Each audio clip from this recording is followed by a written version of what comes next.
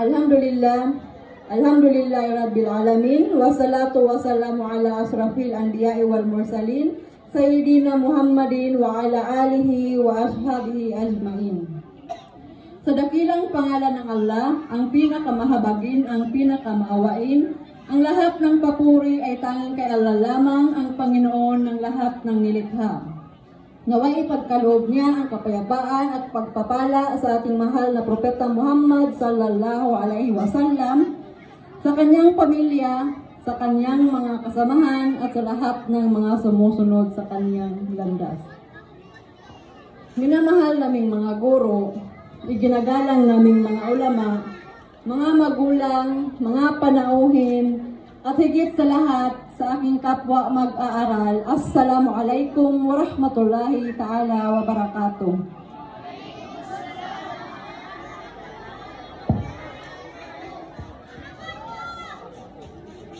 Ngayon ay isang napakahalagang araw para sa ating lahat. Isang araw ng pasasalamat, pagnilay-nilay, at pamamaalam sa isa na namang yugto ng ating buhay upang harapin ang panibagong hamon ng hinaharap. Sa ating pagtatapos sa madrasa, hindi ito nangangahulugan ng pagtatapos ng ating pag-aaral sa Islam, kundi isang hakbang patungo sa mas malalim na pangunawa sa ating pananampalataya at tungkulin bilang isang Muslim.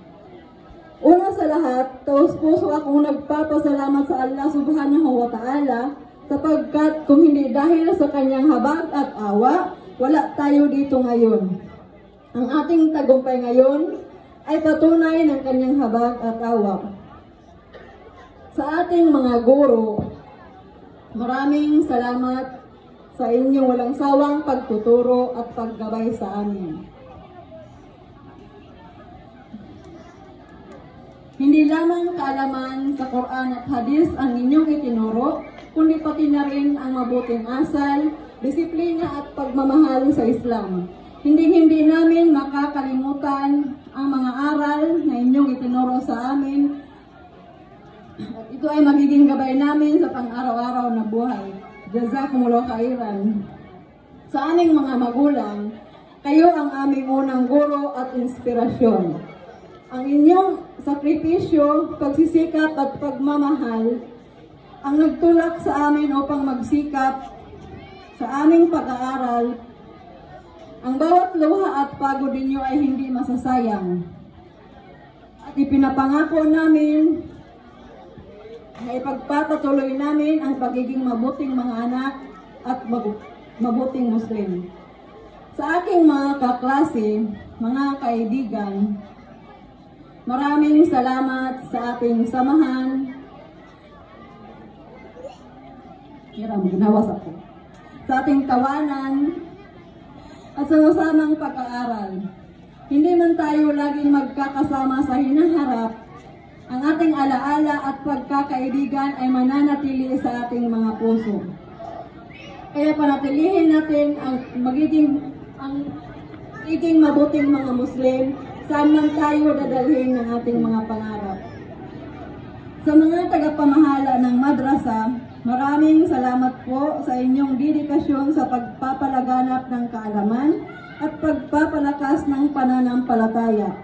Ang inyong pagsisikap na mapanatili ang madrasa bilang isang lugar ng karunungan at pagsamba kay Allah subhanahu wa ta'ala ay isang biyaya na lubos naming pinapahalagahan. Bilang pagtatapos, nais kong ipaalaala sa ating lahat ang isang hadis ni Propeta Muhammad sallallahu alaihi wasallam na ang pinakamahusay sa inyo ay ang nag-aaral at nagtuturo ng Quran. Iniulat ni Bukhari. Kaya naman, huwag tayong tumigil sa pag-aaral ng Islam dahil sinabi ng mahal na Propeta Muhammad sallallahu alaihi wasallam na ang paghahanap ng kaalaman ay obligasyon ng bawat Muslim. Opo, obligasyon ng bawat Muslim, mapabata man o matanda, malalaki man o mababae. Dahil ang pagkakaroon ng tamang kaalaman ang magiging gabay natin sa tamang pagsamba natin sa Allah subhanahu wa ta'ala at tamang pamumuhay bilang Muslim.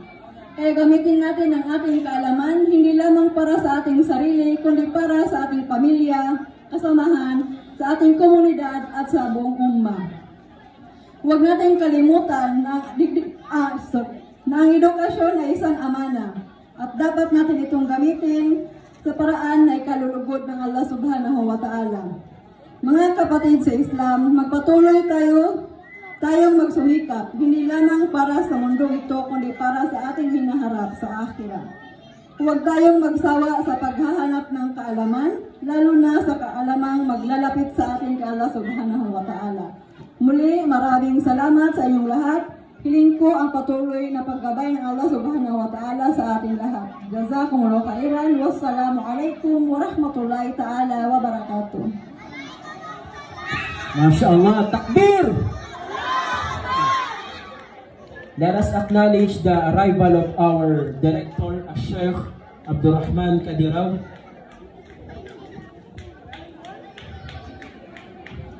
Moving forward.